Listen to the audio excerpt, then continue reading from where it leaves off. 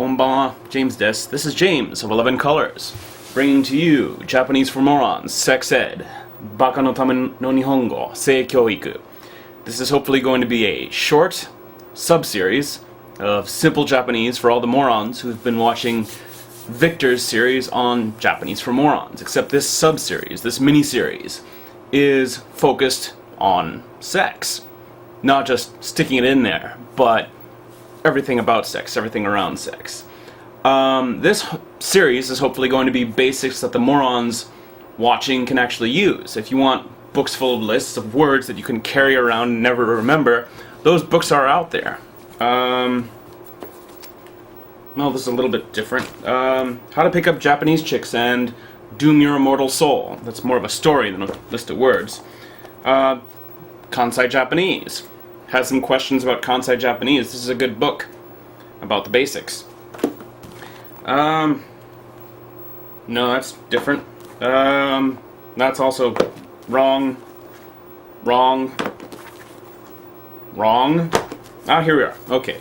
Making Out in Japanese. If you ever saw Lost in Translation on DVD and you watch the extras at the end, Bill Murray actually pulls this book out. It's actually very useful. It's been around for a while.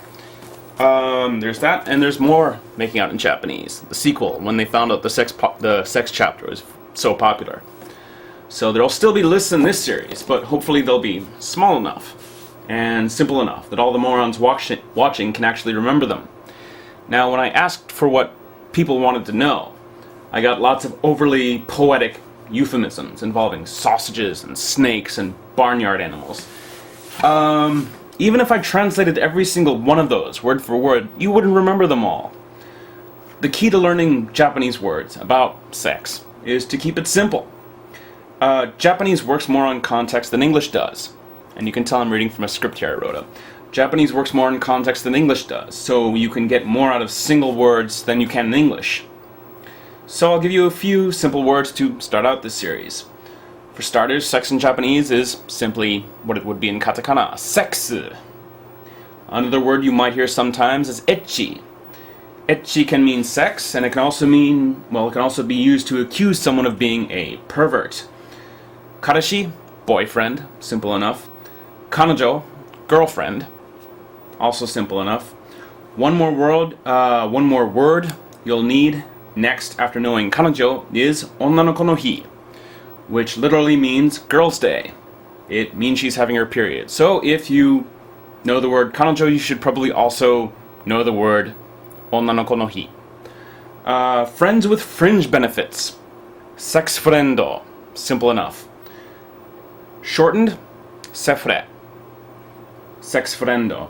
Sex friendo is usually what you hear spoken aloud if you're reading a BBS or something like that. Sefre is what you sometimes see as shorthand.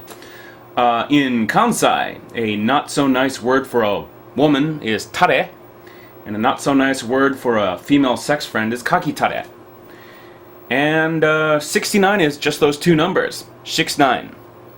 So hopefully that's enough to keep you busy for a little while with this first part in this sub-series of Japanese for Morons, Sex Ed.